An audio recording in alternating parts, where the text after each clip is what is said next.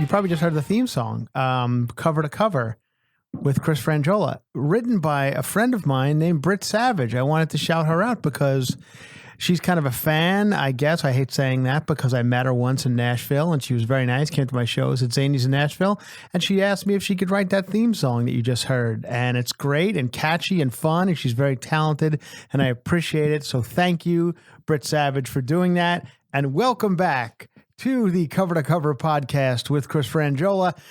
We are live, kind of. We're back from not pre-taped ones that we have been doing because we've both been gone. Alex is here. Alex, hello. What's up? Merry Christmas. Alex has been to the ringer. I know some of you love him and some of you hate him.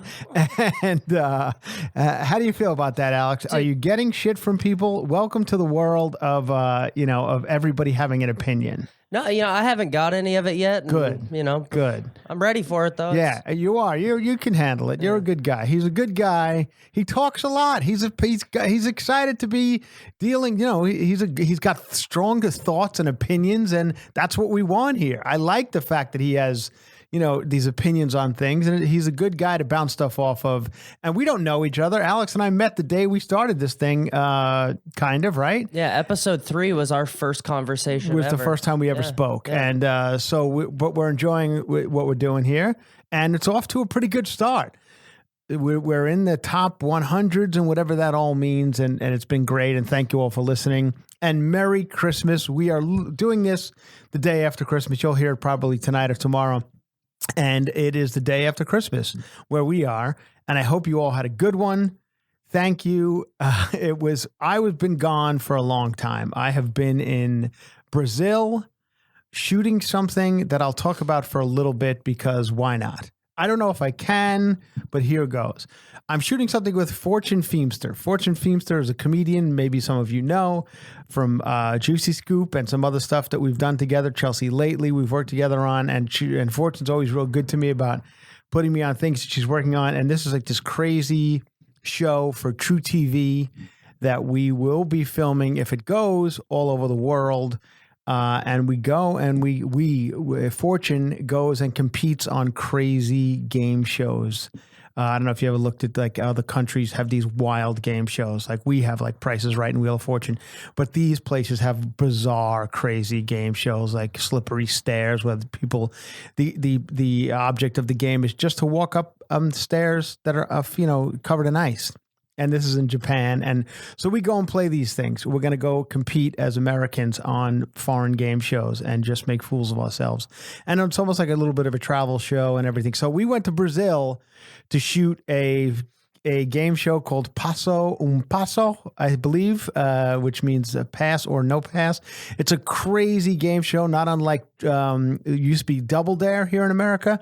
So it seems like it's for kids, but adults watch it in Brazil. 15 million people watch this thing every Sunday, and it's crazy. Anyway, we did it, and it came out great, and we will see what happens. If True TV likes it, we will be going all over the world, filming more of them because they want it on by the summer.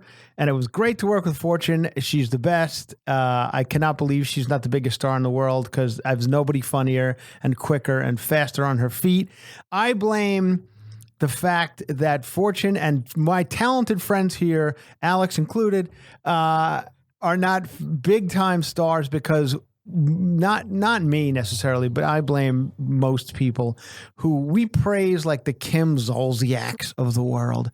No talent idiots, but we all like, Real Housewives or whatever. But when it comes down to it, Kim Zolciak, takes up the room of like a Fortune Feimster who's great, but you guys are all concerned about what Kim Zolciak's doing. That there's no room for Fortune Feimster.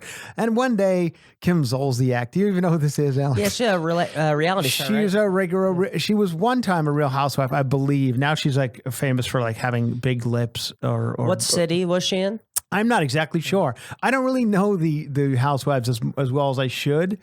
And I have spent time with the Housewives. Heather McDonald and I do these live podcasts for Heather's podcast, Juicy Scoop, and we go and do live podcasts with a lot of times with these housewives, and they will come with us and be backstage with us and go on with us and then hang out afterwards with us. Are they in full housewife character? Well, that's the thing. Here's the thing. There's nothing, as you could probably attest to, Alec, there's nothing more annoying than people who constantly have to be on.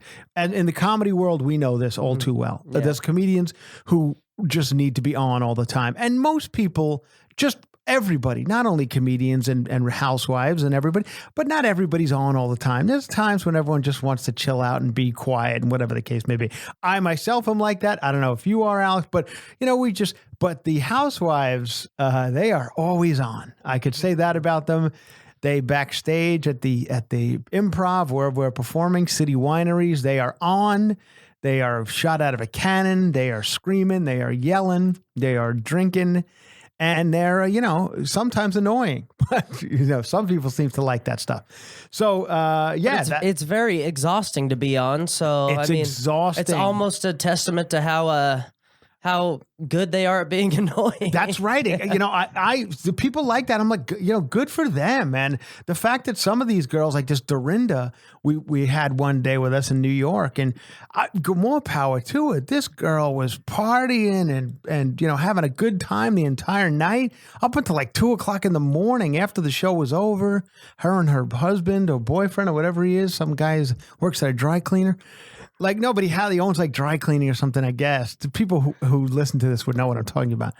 But anyway, they're all wild. And so I believe that the reason why, like Fortune, who's so super talented, and all my comedy friends and people like that, and then you look at it like a Kim Zolciak and you're like, what the fuck are we all doing praising Kim Zolciak? I don't know why I'm using her as an example, because I feel like she's the one who I don't really know does anything. Like at least like the one girl goes out and made some skinny wine or something, and some of the other girls have, they do things, I guess. But I don't know what Kim Zolciak does. Anyway, that's it. So that's where we were. We were in Brazil. Then I went right from Brazil to New York, and I was in New York City with like family and stuff for a little while for Christmas. So I've been gone from Los Angeles for almost a month, and I'm back, and I'm excited to be back.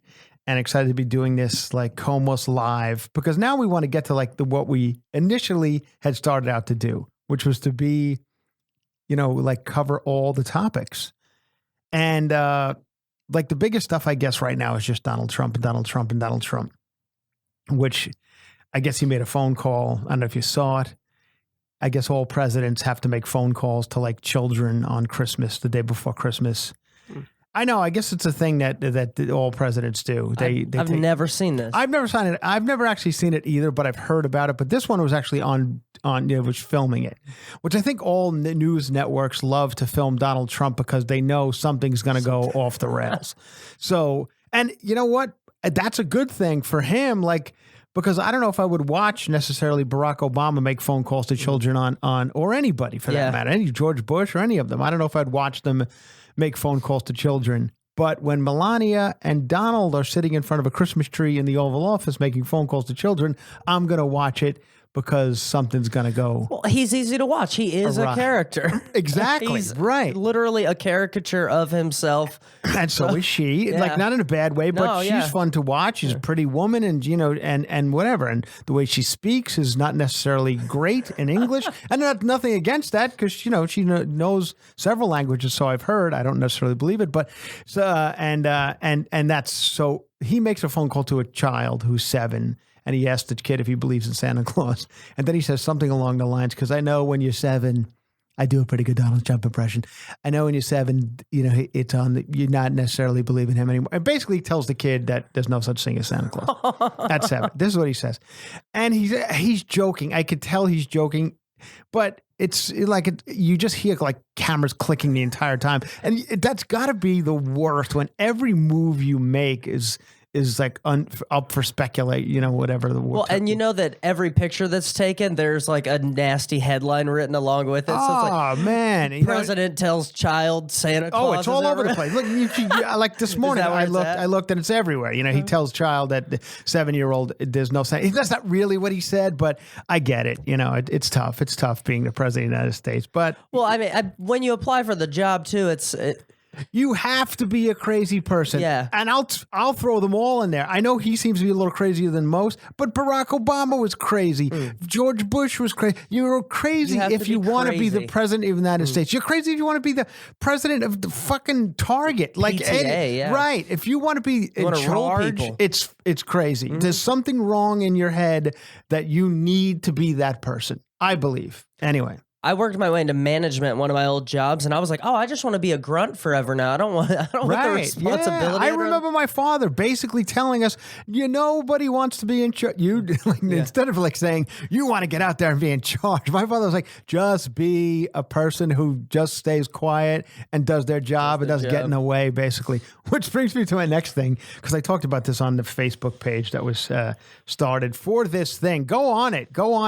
And it's called Cover to Cover with Chris Franjola. It's a Facebook page where we kind of discuss this show, and it's fun. People give me topics to discuss, and I like it.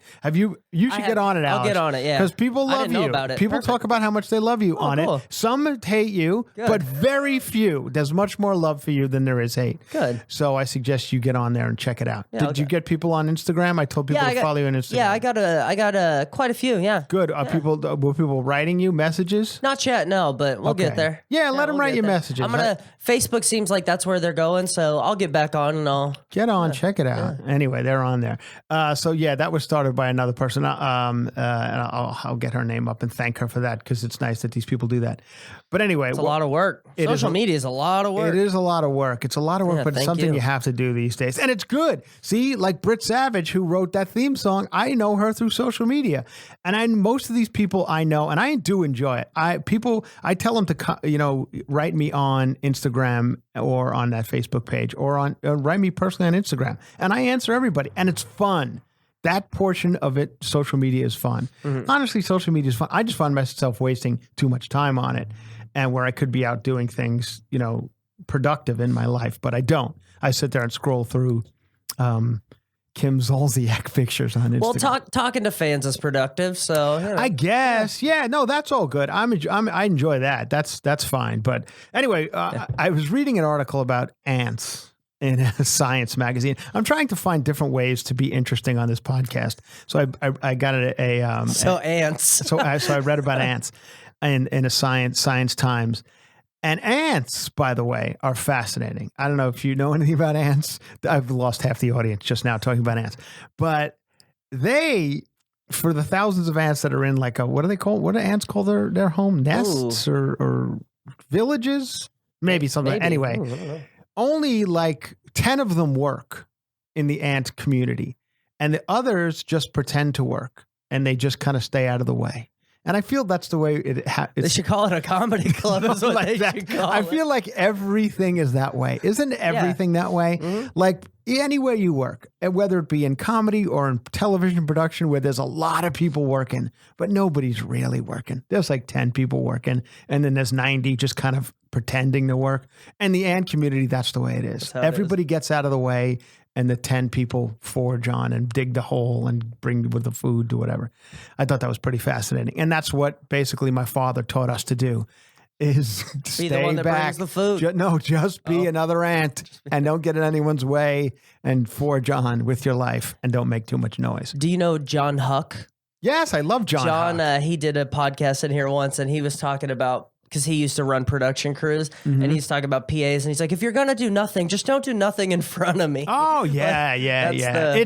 But we all drive by guys working on the side of the road, construction work and stuff, and there's 9 guys standing around while one guy's in the hole. It's and so that's it. We're all ants. We're all, in the end, we're all just ants, trying to make our way in the world. And that is my ant story for the day. I will no longer bore you with insect stories, although they're fascinating. I've got a question about ants. Do you think that the 10 ants that are doing everything are looking at all the other ants like, you guys? I don't. I think they're too focused on it. That's why you can get away with doing nothing, because I think the people who are doing all of it are not looking. They're too focused on getting the job done, so they're not even looking at the other ants. They're just getting shit done. Yeah. New study in the New York Post. Early puberty in girls linked to beauty products. Early puberty is going in women, young girls, they're getting puberty earlier, tits and whatever else is in puberty. and they say it's because of all the shit in menstruation now is beginning in girls as young as 8 to 11. Is that? I don't know. I don't have any sisters. I was born in a family of all boys. I have 3 brothers, so I don't know much about this world. Seeing like I grew up with a sister who was 2 months younger than me, and just seeing how not to be weird, but seeing the way middle schoolers look now, you're like, oh, that wasn't like that even when I was, you know what I mean? Like, so something there is a reason that kids are growing up physically faster, and boys too, man. Look at high school football players; they're huge now. You know, they're growing up at an alarming rate too. So. Well, according to this, it is parabens, phenols that are all in like toothpaste and shit like that. So, you know, we're all screwed in the end. People say I get too depressing on this podcast when we talk about homelessness and things like that. Not to depress you even more, here in Los Angeles, we voted a couple of months ago. We had the election, a midterm election, and we voted on some props here in California. And now they'll be going into effect, I believe, on next Tuesday. Okay. One of those is the plastic straw ban here in California. We are done with plastic straws. On Tuesday, you will no longer be able to get a plastic straw in a sit-down restaurant. They'll still have them at fast food establishments, some, but this is the beginning of the ousting completely of plastic straws. When you were younger, did they have plastic straws? Like yes, when of you course. grew up, were there paper straws? No, never paper straws. We had plastic straws always, but we I didn't hear worry that about paper things. straws was before plastic. I do remember them like in the 50s, Yeah, like you know, like soda shop. How the fuck old do you think I am? No, I didn't know it was that long ago. No, but it was. It was like in soda shops in the 50s. They had paper straws.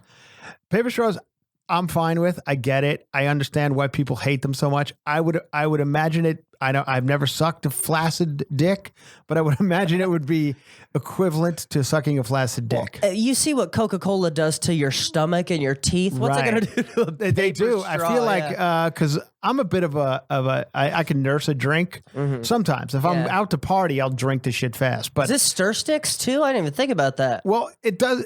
I guess they haven't really gotten to that yet because there's still plastic cups and there's still plastic everything and lids. But it's a start. I guess the straws seem to be easier swallowed by fish or something. I don't know.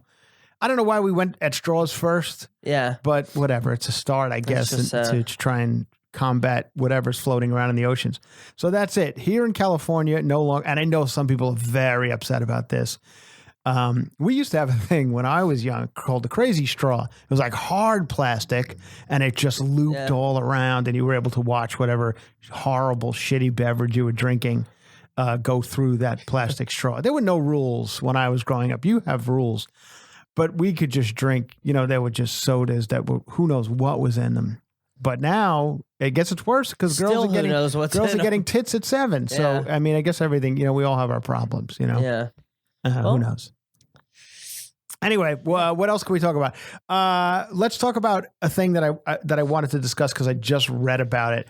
I don't know if you have, Alex, but this girl, Eliza Dushku, she's an actress. She has been in some movies. My first Hollywood crush. Oh, is that Bring right? It On. Bring It On. That's right. She was in those Bring It On movies, which I never saw, but I know who I know what they are. She was the girl with the wallet chain. I was screwed from the get. Is that right? Yeah. Oh, okay. So she's a good looking girl. Yeah, she's a pretty girl. Anyway, I guess she was on a show called Bull on CBS. It is a CBS show about a lawyer. It's that guy, Michael Weatherly, who for years was on one of those CSIs or whatever. And he's now got his own show called Bull. She writes this huge op-ed in, I believe it was the Boston Globe or one of those. I think she's from Boston, so she wrote it in her hometown paper about how this guy was the worst to her. Michael Weatherly was so mean to her on the set of this show that she wound up suing and winning. She won $10 million, but now I don't think Alex takes pictures of me and they post them on the website of this pop-up comedy network, and they're always from the side and horrible. So I just had to look at him to get that picture. Anyway, she wrote this thing about Michael Weatherly and how he had treated her for the last 3 seasons and it's fascinating. It's fascinating. Like, I don't know anything about Michael Weatherly. I don't watch Bull. He seems like a nice guy. I've actually met him once or twice in my travels, and he seemed fine. But as I'm reading this, you should read it. Everybody should read it. I could see how this could make your life hell. Was it Me Too, kinda, or not? Or just okay, more not like overt boss. Me Too. Yeah. Not overt Me Too. Not like grabbing her ass or things like that, or like a Les Moon vest or anything. Yeah. But just shitty, just a shitty work environment, I guess, for her to work in, where it was just constant sex, thing commenting on her tits and stuff like that. Which sucks. Like I would hanging out imagine with your grandpa. exactly. I would imagine if you're going to work every day, you're just like, I just don't need this shit. Yeah. I don't need it. Well, it's not productive, Right. Yeah. Or any of it. It's just not. It's just like, oh man, another day where I got to deal with this asshole. So I haven't heard any blowback on him from this. I don't. Maybe if you have, anybody has, let me know.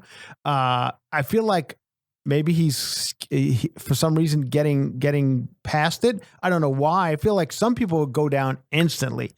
The moment something's mentioned about him, they're done. Mm-hmm. But this was she wrote a very descriptive op-ed about each and everything that he had done and mentioned him by name, which some people go, I won't mention any names, which I hate. I hate when they do that because I'm always thinking, who was it?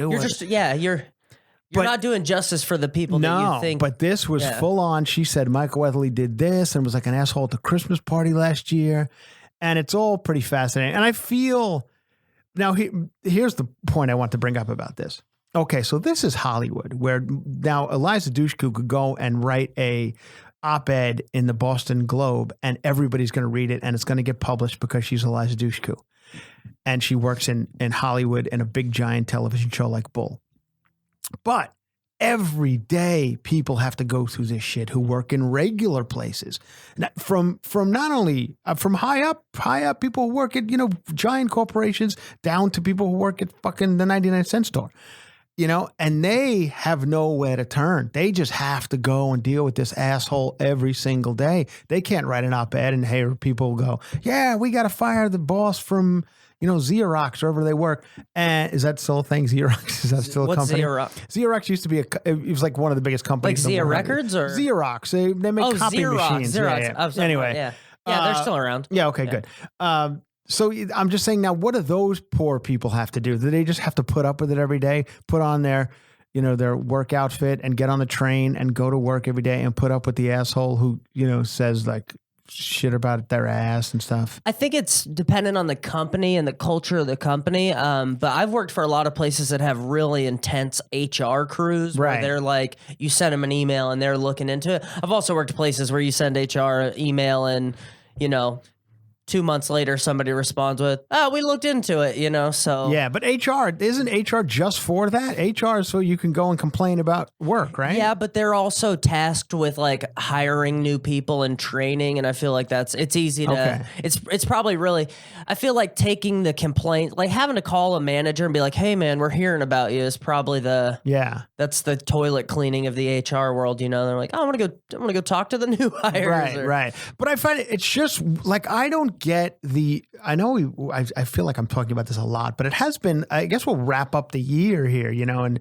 because we're done. Conversation. This has been the story of the year. Yeah. I think this shit, Me Too, has been the story of 2018. And listen, I once again have to say, I'm no saint. I'm certainly not a guy who's, Mr. Straight and narrow and, let the lady do. I could be a dick like anyone else, I would imagine, but I know better, and maybe people just don't. Were you close with your mother? Yeah, sure. I'm still close to my mother. Yeah, very close. Did she But I don't think that's how it happened. I just don't think. I would like to say my parents were great and they taught me the right way, but they didn't. They didn't have to. I feel like I just knew better. Maybe because I don't know. I don't know what it was. But I feel like a lot of those lessons that parents used to teach, a lot of the, hey, don't, just as simple as like, don't, treat your sister better type Right. thing. Like, I feel like a lot of that just goes by the wayside, and I feel like the village gets to raise your kids.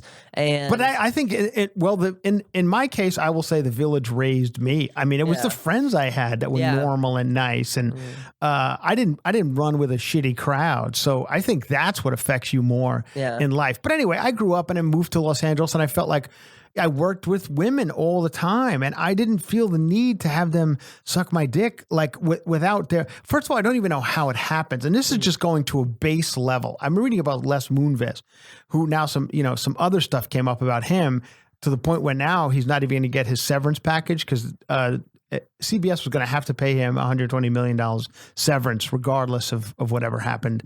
But now they must have gone in and found some other stuff where he had broken the rules of CBS, and he will no longer get his $120 million.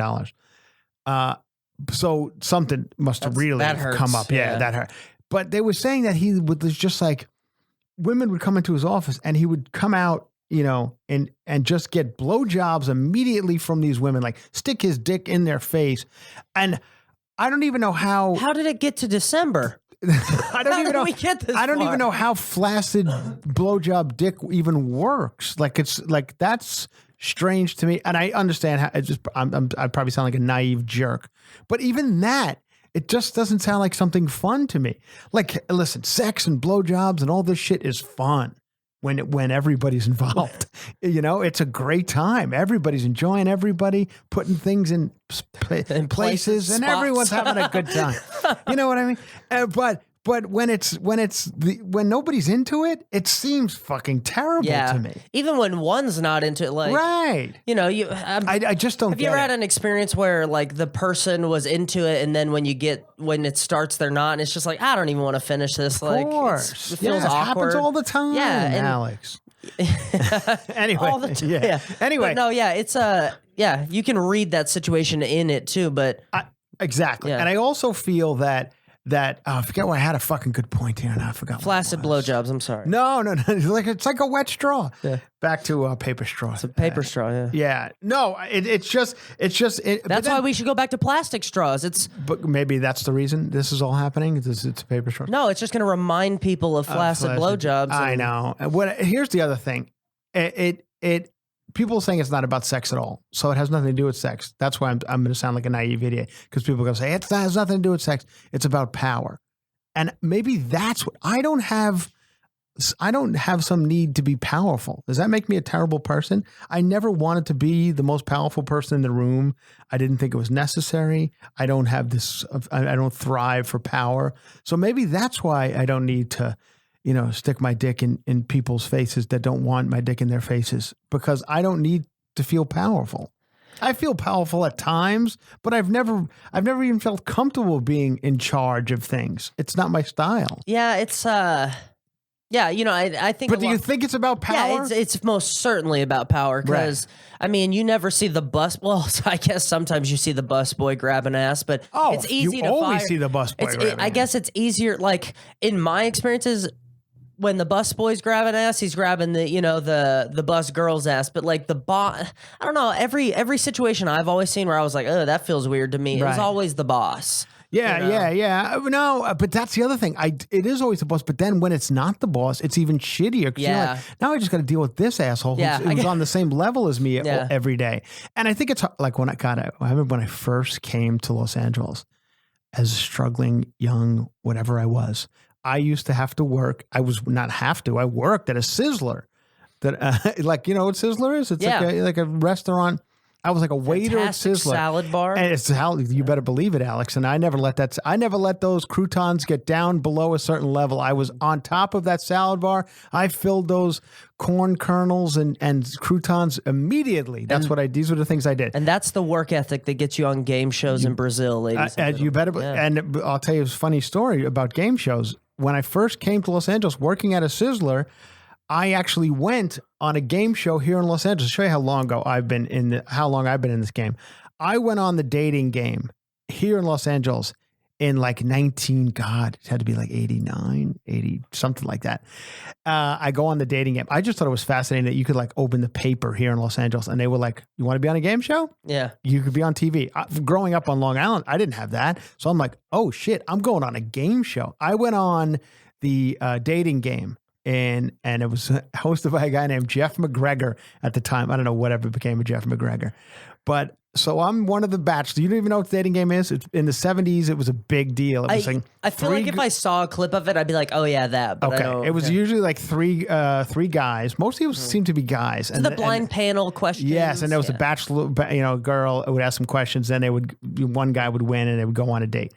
That seemed to be the way it was. And then it was, in my case, it was a girl, 3 guys, me, and 2 other guys. The 2 guys who were with me were obviously gay. They were flamingly gay, but they just wanted to be on television. They were like struggling actors. So I don't think they were interested in dates. I won the date with the girl and we went to Guadalajara, Mexico. However, Guadalajara, Mexico, by the way, is not even a good place to go on vacation because it's not even on a beach. It's in the center of Mexico and it's just about old churches and things like that. if you're interested in that sort of stuff, I'm sure it's fascinating. So I win the date with this girl. She is like married or something. She just wanted to be on TV. So show's over. They're like, you're going to Guadalajara. I go with a completely different person.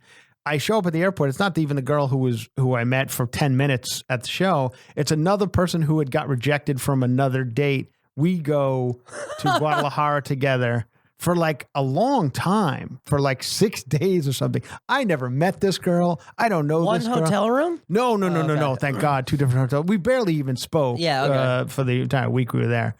And I just couldn't wait to get to, I was like 19 or whatever I was. And I just wanted to get the hell home. Guadalajara was a shithole. Anyway, you're not allowed to say shithole anymore. Oh, I know. We're talking about game shows and when you first got to Los Angeles, the dating game. Sizzler. Sizzler. Yeah. That's why I went off on. Yeah. Anyway, Sizzler. We used to have to watch a videotape. This is back in the days of videotapes. We had to watch a videotape on sexual harassment in the workplace at Sizzler, and they're like these bad, videos of guys, and explaining it to like the guys who in the kitchen and stuff, explaining sexual harassment, that they just couldn't grasp it. They're like, afterwards, raise your hand if you have any reason. Why can't I tell the girl she's got a nice ass? Because you just can't. But what if she's got a nice ass? You understand that, but you can't say that. But they don't get it. They're like, I don't understand why. Culturally, right? They're like, why? And especially back then, it's different now. But this is like late 80s, early 90s, where it was impossible to explain. If a girl has a good ass, I should be able to tell her that. And they couldn't wrap their heads around it. Why can I not say that? I think it's just education, whatever. And who knows? Maybe there's, hopefully there's decent people in the world, but there's not many. I mean, if you're from a place where people aren't offended by that kind of a statement, then it's, you know what I mean? It's, I think that's more, it's just a cultural, that's why. Cause here we don't like it. Understand, other places they don't mind. I was talking. We had a Brazilian crew for this thing I was shooting with Fortune in Brazil, and everybody was fantastic.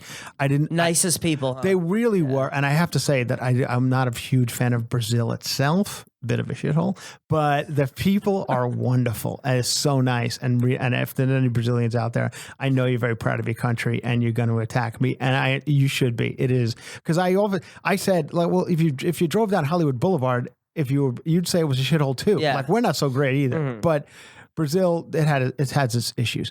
Anyway, and I was there for like 2 weeks, so it was getting every day having a piece of what they called bologna and a piece of cheese on a piece of shitty bread. Like that was, I felt like I was in a prison. But whatever, we got the job done. But the crew was amazing, and the one kid was telling me he travels all over the world. He's a cinematographer, and he was really good, and he travels all over the world shooting a bunch of different things. And he said he was in India, and he said I've never seen anything like it. Like if it's the worst. He said if I have to go back to India, I will die. I will die before I go back to India. And he said there's like people, guys, men, packs, men, 8, 15, 16, 18, like attacking women on the street. Like a girl walks down the street, they'll fucking jump on her in a bus, and he's like, it's fucking brutal. Oh. Like at least we don't have that here. But I'm this once again. I'm stereotyping. Well, India and who knows what parts and where. I'm sure there's probably nice parts. I haven't seen any. I mean, I know plenty of Indian people, and that's probably. I mean, there's a caste system out there, and people feel like there's no way they can ever climb out of where they're at. Yeah, and I'm assuming that if you're in the bottom caste, you're just used to people looking down on you anyway. So you're like, that's what I'm trying to say. Yeah. Like things got to be shit. Eliza Dushku. Hey, listen, I know she probably went through some shit with Michael Weatherly, but she can say she has a voice that she could, speak to this. Yeah. Some of these people just don't, and they just have to put up with it every day, and that sucks. So everybody out there, just keep your hands and your dicks to yourself. All right. Or to the people who politely unless everybody says, unless everyone's into it, unless everyone says, hey, let's put our dicks and our titties and our pussies, let's get them all together. Smush everything into a pile. There we go. Sometimes that's fun. Anyway, how are we doing so far on cover to cover? Are we covering? We're good. We're covering. How are we doing on time? Is Alex talking too much? Because I know you fuckers will tell me if he is. Yeah, tell me. He seems okay. Know. You seem okay right now. We're at about 30. Okay, so now quickly tell us about your Christmas, Alex. People are very concerned about you and your car. Oh yeah, did you spend Christmas in your car? No, well, I went home. I spent Christmas Eve at my parents' house, and the 23rd. You have like people are very concerned that you have like no family. Oh no, I'm not. That's what I try to tell them. I have to go on and tell them like he's fine. I gotta go on there and make. I gotta go. You have to tell people you're fine. I don't want people to like me because they're like this poor guy. There was a woman who wrote a very nice thing. She's like, could somebody please help Alex on Christmas? Oh yeah, no, I am solid. Yes. I am more than good. I went to see my family. My mom's in Vegas. My stepdad. I am. Did you get any really shitty gifts? No, How was Christmas? I really didn't get. I got a new pair of boots. That's about it. I had. Let me see your boots. Those are not bad at all. I had the same pair for about 3 years in a different color, and those are nice. See, now if I show you a picture of Alex right now, he's wearing nice boots. If you saw me, you'd be like, "That is." I actually posted a picture of you. I posted a picture of you, and people were into it. They were, so. Now I have a reason to get back into Facebook. I'll come back, but I've been off Facebook for a while. Well, good. Listen. If you need to be off it, be off it. Yeah. Don't let coming back to the cover Facebook page be the reason you jump back on. Well, Facebook. I'll jump back in for that, but I'm gonna avoid a lot of the other aspects. Yeah. Stay off. Local comedy scenes have too much going on for me to get those updates. The other thing is, which I like about our cover to cover podcast, and people seem to be liking it, and thank you. I know we go all over the place because what has happened is I haven't had enough time to actually sit down and go through a paper and actually come up with my opinions on stories. Like I'll read a story about ants. Like most Americans, I have strong opinions and zero facts. So I will have a strong opinion on a story. I don't really have any facts on it. Like the ant story, for instance. I read it and a few things stayed in my head. And then when I start talking about it, I realized, I don't know anything about what I'm talking about. And then same thing with the girls being prematurely going through puberty. I don't know anything about it. I just read the headline and I've skimmed the story. But what I should be doing is I should be going through the paper each and every day and picking out what I want to talk about and writing it out and discussing it properly to the people who are listening. But what I do is I talk about ants, I talk about 13-year-old tits, and then I talk about Kim Zolciak, and then we're done. But that's the way we're going to do it, probably. That's the fun way.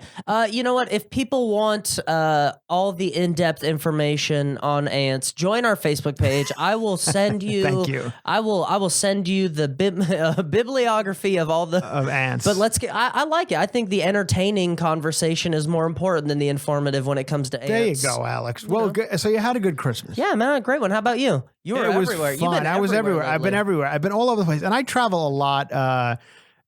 Anyway, I mean, I'm all over the place. I travel all over the world and all over the country. And it's good. People are good. It's a nice place. The world is not a bad place. There's some good. Everybody's pretty nice. Nobody hates America like we think they hate America. Everybody's pretty interested in the way we're doing business here. And, but for the most part, everyone's pretty decent, Don't you find that when you travel, everybody's kind of okay? And like we're all concerned that this world is so divided, and especially this country, but it's really not. Everybody's just trying to go, watch some stupid shit on on Netflix, eat a decent cheeseburger, and go to bed. Most people. Some people want to cause trouble and want to, scream and yell and that shit. But for the most part, I think we're all good. Did you drive out to Vegas or did you fly? I drove. Took the trek. It's a nice little drive. Now, where's this girlfriend of yours? She's in Florida right now. She's on an airplane right now coming back here. But so she went home for the holidays she went as well. To see her folks. She was in Florida for like 10 days. So, okay. Yeah. It's good. Okay, cool. Yeah. And what do you do for New Year's Eve? You know what? I was expecting to have to work at the Improv, but I have it off. Alex, Alex has not only this as a job, he does this, the sound of this podcast, which people say sounds very good. So he's doing a good job. I got to credit the other people for that. Well, whoever they are, they're doing a good job. And he also works at the Improv, which I was there the other night. I didn't see you. I was there a few weeks ago doing the you were there for Jen's thing. Yeah, I got there after you left. It was late a lot of shift. Fun. I had to run. I was leaving. I left for Brazil that night. Oh, nice. So that shows you how long I've been gone. How was the show? Was it good? It was a lot of fun. Nice. Jen Kirkman is the greatest person in the world. Her crowd is cool too, right? Totally. There's some people in life that bring you, just pure joy. Jen Kirkman's one of them for me. We actually hung out in New York together, and she was there. And just coincidentally, we happened to hang out and drink eggnog at the hotel she was hanging out at. And she's the best. Jen Kirkman, everybody. Watch her Netflix specials and everything else she does. She's a writer on The Marvelous Mrs. Maisel. And yes, nice. And she's the best. She's the best in the business. Jen Kirkman. Have you watched that show? I have. I actually like that show a lot. It moves very quickly. It's good. It's good. I like that show a lot. Season 2, I haven't watched yet. I finished season 1. Season 2 just began. Is that Prime or is that Hulu? I think it's on Amazon Prime. It is on Amazon Prime. Right. It is Amazon Prime. I'll look into it. Check it out. I keep seeing the billboards. It's great. It's great. It's a fun show. It's about comedy too, which is kind of cool. Yeah, I was gonna say they're employing a lot of good comics. So nice so that's fun. And I did the Comedy Juice show in New York, which is great. Gotham, Chris Millhouse. Thank you very much for putting me on that. Chris is always pretty good about doing that. I don't like talking about comedy too much on this show because I feel like there's plenty of podcasts to discuss comedy. Too many comedians trying. Right. Yeah. So but you and I are both in the game, so we have to discuss it a little bit. Well, I'm glad you had a good Christmas. I did too. Everything was good. I hope you all had a good Christmas. I traveled. People said talk about your travels and how awful the airports are, and which I hear now because the government is currently shut down. We are shut down. I don't really know what that means, but we're in a government shutdown. I think it's shut down anyway because it's the holidays, but when we get back up and running, I think on Monday, it'll be shut down, which means I believe post office and things like that. It's 25% of discretionary spending. It's all right. Now you just lost half the talk about Kim Zolciak's I know, but discretionary spending. Alex, what that means is a very small. I'm pretty sure people that clean parks are still going to work because my family all cleans parks for a living. Oh, really? So, yeah. They rake the leaves like Donald Trump says to rake. We don't rake enough leaves. Are they the people responsible for that? When they were like in their 20s, they were. Now they're the people pointing at the pile of leaves and asking. So they're Parks and Rec, that TV show? Are they that? Not near that cool, but yeah. I want a Nick Offerman for an uncle, but no, yeah. They're they run. That's like the office side of Parks and Rec. They're like the people who are actually like cleaning toilets. And are they government? Is that a government gig? Yeah, well, it's a county. They work for Clark County, which is the county that Las Vegas is in. So, okay, well, that's cool. Good for them. But I'm pretty sure they're still going to work. So it's not, your parks aren't even going to be dirtier. Well, I heard that the TSA, it affects TSA, the TSA people at the airport. And I heard that they're now telling TSA to work. They have to still work, but work for no pay. Oh, so no, if you thought TSA was shitty before, wait till they're not getting paid. But the way that works is they get paid later. Of course. I know they're not going to make them work for nothing. Yeah. But still, I mean, those people probably they're going paycheck to paycheck. So if there's a couple of weeks without a paycheck, whether they get it later or not, it's probably going to be a pretty bad day at the TSA place. But you know what?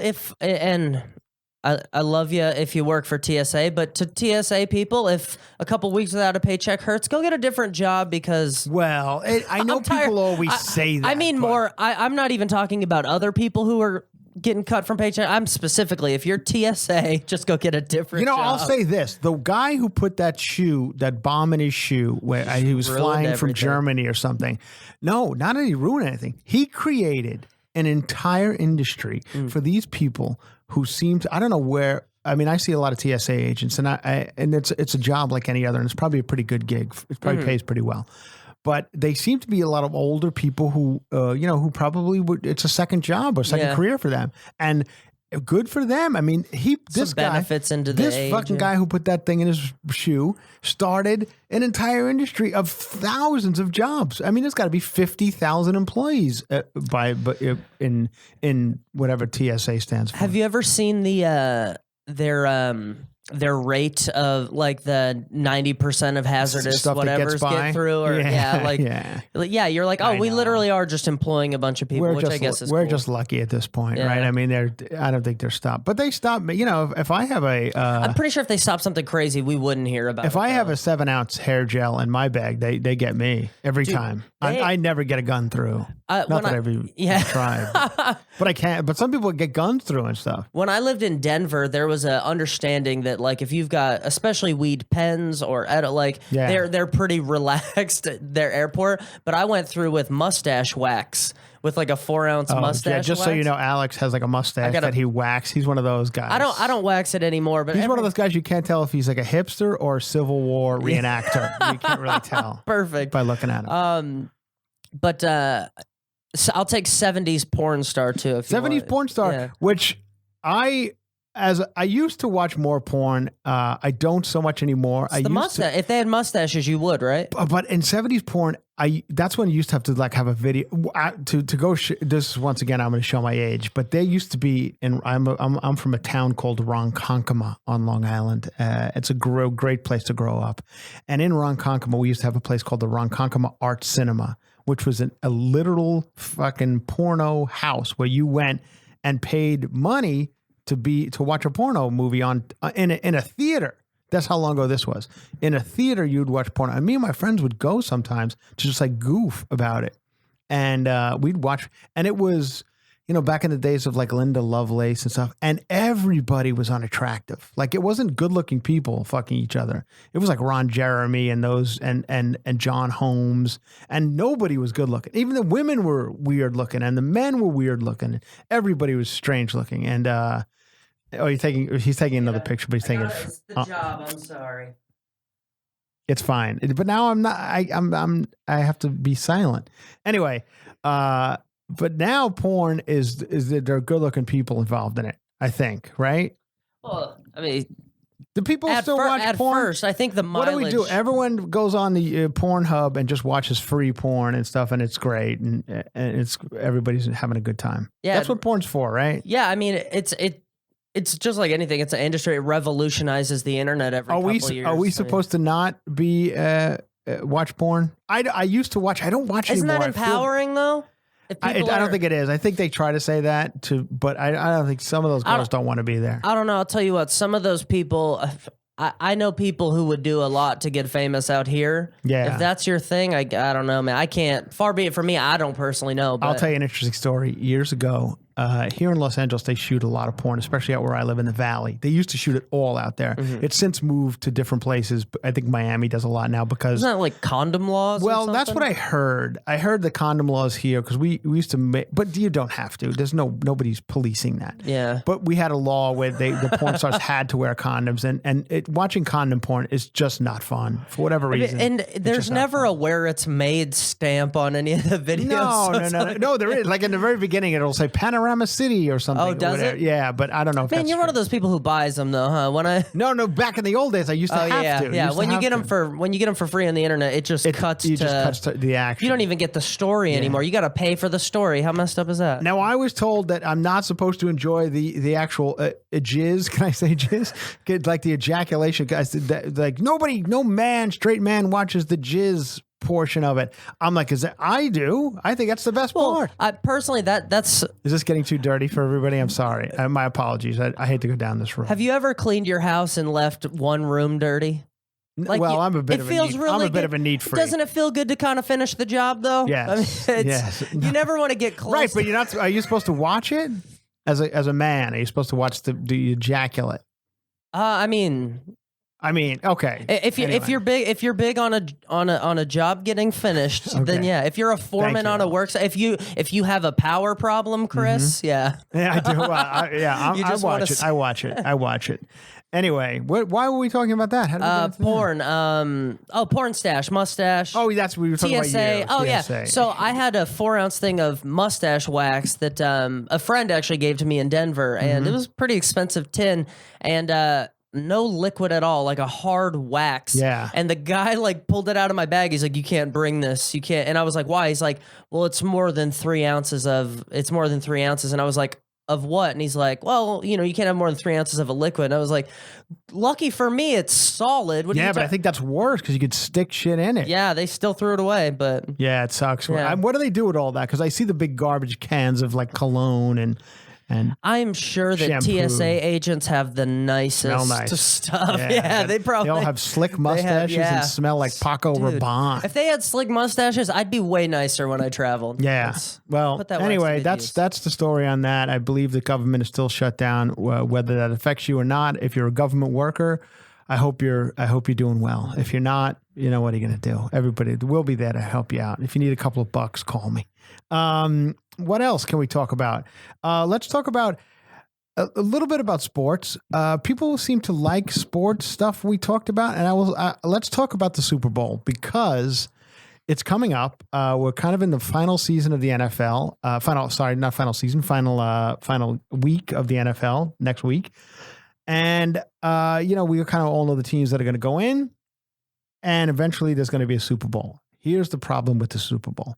They can't find anybody to do the Super Bowl halftime show because I guess they asked Rihanna. She said no because she is standing up for Colin Kaepernick and his stance on the national anthem. And so now, because Rihanna did that, now a lot of the black acts are not going to do it. They're like, we can't do it now because so now I heard, I don't know if it's true, I heard they got Maroon 5, which I'm sure it'll be fine. They have hits and they dance around, and for 20 minutes, I'm sure it'll be great. We're at 50 minutes. Okay, thank you, Alex. We're at 50 minutes. We don't like to go much beyond 50 minutes, so let's wrap it up with Super Bowl talk. So what do we do now about the halftime show? Where do you stand on this Colin Kaepernick thing? Do you care? Do you? First of all, are you a football fan? I think I'm not a football fan. Okay. Not a huge. My family are all really big in it. It's a huge Thanksgiving. My family are all from Dallas, so Cowboys fans. Like yeah. They're having a good season. You guys are doing okay right now. Well, that would explain why everyone was a little nicer. Yes, you'll make the playoffs. Yeah. You'll make the playoffs, which is exciting in Dallas. It's a good town for football. Well, I've been to the stadium, and it's a huge, nice stadium. I don't know if you follow the Rangers much. Their New York team. Rangers? No, the Texas Rangers. Texas Rangers. I mean, they had a couple good years where they made it all the way and choked at the end too. So we'll see how. Well, they won't win the Super Bowl. But they'll make the playoffs anyway. So that's good for the Dallas Cowboys. But how do you feel about this Colin Kaepernick? Should people be able to kneel during the national anthem? So this is what I'll say. I'll say if the Improv comes in, and I make minimum wage there, if the Improv comes in and says you're not, which by the way goes up next week, I heard. I think it just went up. Only in companies that have less than 20 employees. Oh, well, that ain't us. Yeah, sorry. So they have more. But when you're like, that's their business, that's their baby. They can tell you whatever they want. I like the fact that people are using their platform to speak. Here's the thing I'm going to say about it. Okay, good. Before you go on too fucking long, like people say you do. God damn it. Okay, here's what I'm going to say about it. I have no problem with it. I understand why Colin Kaepernick is doing it because I'm a white guy in the fucking country. No, I'll give you a little bit of a story. I was traveling to Vegas a couple of years ago to do shows. I brought a feature act with me, which I very rarely do, but he's a friend of mine. He's a comedian. Maybe I'll say, you know what? I'll say his name. He's a good guy. His name's Stretch.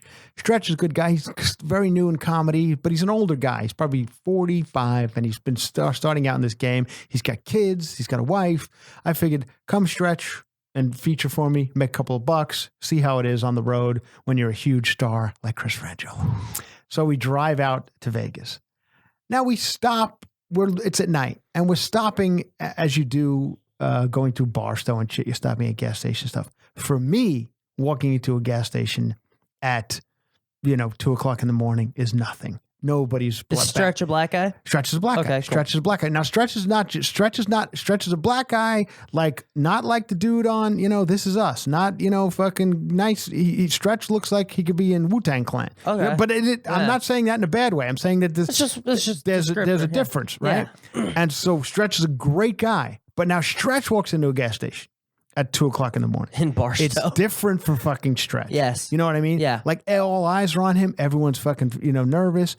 Me, it doesn't bother. So my life is different. Mm. His life is that his whole fucking life. Every day. Everywhere he goes, every place he walks into, every 7-Eleven at 2:00 in the morning, whether it be in Barstow or any other city in America, it's different. And people are on edge and whatever happened. So the fact that this guy, Colin Kaepernick, wants to kneel because America doesn't treat him the way it should, fucking more power to him. And I know people are going to hate me for saying that, but the people who are screaming the loudest about it are white people who don't live like this. Mm-hmm. It's just a different life. And Colin Kaepernick is saying, just understand what we have to go through. I get it. And it's been successful. I mean, Right. over the last year, a lot of people like you and I have had to go, oh, what is really going on? Oh, I mean, I knew before. Listen, Yeah. everyone, when I didn't need Well, I Colin think in Kaepernick kneeling California, down but I think a lot of people around the Right. country, this is a big thing where they're going, what's really different? And then when you actually start the conversation, you're like, oh, yeah, that will kind of suck going into Now, people are saying, is it disrespectful to the troops? And I get Well, all get that over it. too. But is it? No, it's not. Because first of all, why are they playing the national anthem at a football game anyway? It has we have nothing to do bow with to anything. Why do we have to stand in line for the Emperor's song? That's kind of Right. weird. I know, but see, now you're going to hate you Now for I'm getting saying weird? that. Uh-oh. See, Alex is one of those radicals, people. You have every right to hate him. No, but I think that the NFL has every right as a private business to do it. And this is what I really think. If you don't like anything that's going on in the NFL, take your money elsewhere. The problem is college football's not as entertaining as NFL, and there's really no other Well, league. they're no better. I mean, but I mean, they're not even paying those poor kids. Those poor kids are out there. it's a bad system too. I I guess mean- that's what I'm saying is if you're going to support the NFL with your dollar, then understand what exactly you're supporting, and if you don't like it, then There's only a few. If you're lucky enough to get to the point where you could be a professional athlete, which is it's the 0.1 of 0.1 of 0.1ish. I mean, it's not even a hard work thing. It's a combination of it's complete. It's chosen for you in the womb. Yeah. Look at the Manning kids. The Mannings are the reason why the Mannings are the Mannings because their father was a fucking quarterback, and they're all that. It's in your life, So that's how it goes. Anyway, the halftime show. The Super Bowl, I watch it. It's fun to watch.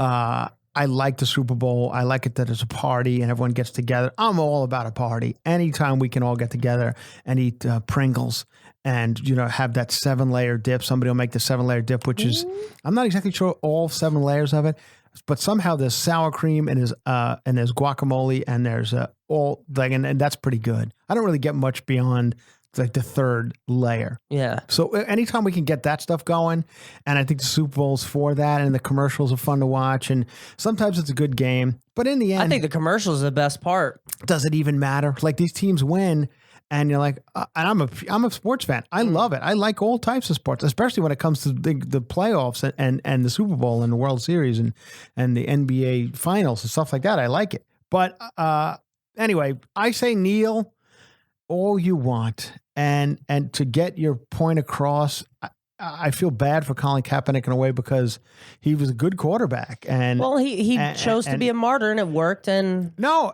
hey man, I respect what he did. I'm not one of those dudes who is ever going to stand up, even if I'm wronged, like in whatever. I'm not going to be the guy who goes and gets out there and says, "I'm like fighting your father the power." taught you. You're going to keep your head down. I'm the ant. This is a perfect way to full circle it. I'm the ant who fucking stays in the back. Yeah. A quick story to wrap this up and show you why I live the life I live. Years ago, I'm a kid. We're on 2839 Ocean Avenue in Ronkonkoma, New York. Me, my mom and dad, and my 3 brothers, and we're hanging in the house. Now we are on our block is a lot of Italians, a lot of Irish, a lot of Jews. That's who's in Ronkonkoma. But nobody's doing, we're firefighters, we're cops, we're electricians. Everybody's living their life. Everyone's having a nice time. We have next to us, we have the Lazouls, Johnny Lazul. They're like right off the boat from Italy, the Lazuls. Behind them, we have the Clarellis, also kind of right off the boat from Italy. Good people. Clarellis are still friends of mine to this day. I don't know what became of the Lazuls. Anyway. I love that last name thing that the back east has that we don't have it here. Yeah, I know you have to because it's so like right. My block was like Scandali, Brucoleri, Lazul, Clarelli. That's awesome. Franjola. It was all of us. Anyway, the Franjola kids in Hollywood. Yeah. Oh, and I'm a big deal in that world. Like the fact that I came and made it onto television was very exciting in the world we live in. So anyway, anyway, fuck it, who cares? So Lee Clarelli is the mother of the Clarellis, and she's a very nice lady, good woman. And back then, just in the 70s, she's a good looking woman in the 70s. She's out by her pool. Now, let me just say these are above the ground swimming pools we had. We were not in the ground swimming pool people. We were above the ground people, okay? We didn't have in the ground swimming pool wealth. We were all above the ground people. So she's got an above the ground swimming pool. She's like sitting on a lawn chair. She looks up. And on the second floor, the neighbor, Lazul, he's on the second floor of his house and he's masturbating out the window, looking at Lee Clarelli. This is huge. Adult neighbor or? He's an adult. Okay. He's an adult. He's the father. He's the father. I don't even know at this point much about masturbating or anything. So I guess at that point, Mike, Lee's husband, comes home from work. Lee says, "Hey, Mike, I was at the pool today and I see Johnny Lazul jerking off out his window." Mike Clarelli, who's a little fucking crazy Italian, he runs over to Lazul's house. He knocks on the door and he gets Johnny Lazul out on the front lawn and they start fist fighting on the front lawn. These are grown men. They're fist fighting. They roll and they're full on fist fight. They're rolling on the lawn. They roll onto our lawn. Now my mother looks out the window and sees two grown men fist fighting on the front lawn. My mother says, "Gene," that's my father's name. She says, "Gene, there's a fist fight on our front lawn. Mike and Johnny are fighting on the front lawn." My father says, "Shut the door. It's none of our business." And that is how I chose to live my life. God, beautiful. So I'm glad Colin Kaepernick kneels because I chose to shut the door and live my life. Thank you all for listening to episode 4 of Cover to Cover. Thank you, Alex. I'm glad you had a good Christmas. Let's do this again next week. Bye-bye. Oh, hey, welcome back. Sorry. I always forget to promote my shows, which is the reason why I do this. I mean, honestly, I love doing this podcast, but the reason why is because I want people to come to my live shows because I love chatting on Facebook and all that other stuff, but I love to hang out with people in your city and go and do comedy. So I will be at Fort Worth Hyenas on New Year's Eve in Fort Worth, Texas, which is a city I love.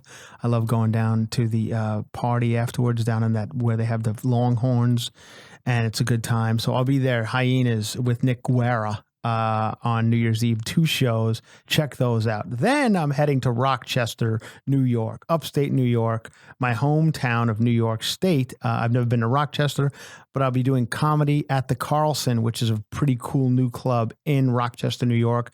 I'll be doing that Thursday, the 10th of January, Friday the 11th, and Saturday the 12th of January. If you live in Rochester, please, please, please come, because the guy who books this place, he said wants me to get people to come, and I would love to meet you people. I've never been to Rochester. We'll go out to lunch. We'll have drinks. I really will hang out with you. I'm not kidding. Let's do it. Then I head to Red Hook Brewery, which is done by the guys who do Laugh Boston, and they're great dudes. And I'm doing it. That's in New Hampshire, Red Hook Brewery in New Hampshire on the January 25th and 26th. And that's it. And then Alex and I are at a place called the Sand Trap in Beaumont, California on the 19th of January. That's one show, one night, in and out. So do it, everybody. If you live in New Hampshire, check out Red Hook Brewery. If you live in Rochester, New York, Carlson Comedy Club, comedy at the Carlson. And then New Year's Eve. That's it. Thank you. Come to the live shows and hang out with me. Bye.